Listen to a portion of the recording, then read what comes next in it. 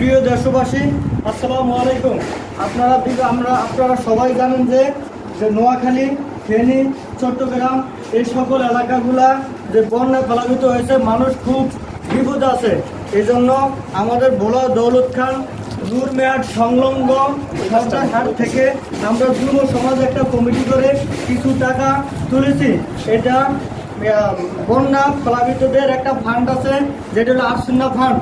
এই ফান্ডে আমরা টাকাটা পাঠিয়ে দিব। আর আমাদের এই যুব সমাজ সর্বসময় কাজ আমরা নিয়োজিত থাকি। যেমন আমাদের এই যুব সমাজে ছিল রাসেল ভাই, আগে আবদুল্লাহ, রাজীব বিশ্বাস, রাকিব মিয়া, লিটন ভাই, আন্নান, কি শরীফ। আমরা ইনশাল্লাহ আমরা এলাকার সবাই মিলে এই টাকা তুলছি।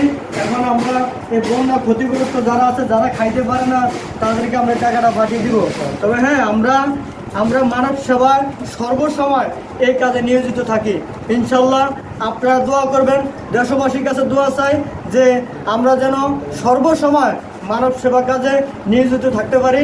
সবাই ভালো থাকবেন, সুস্থ থাকবেন। জায়গার নাম বলে দাও। আর আমাদের এটা হলো সর্দার হাট, ভোলা জেলা সর্দার হাট। ঠিক।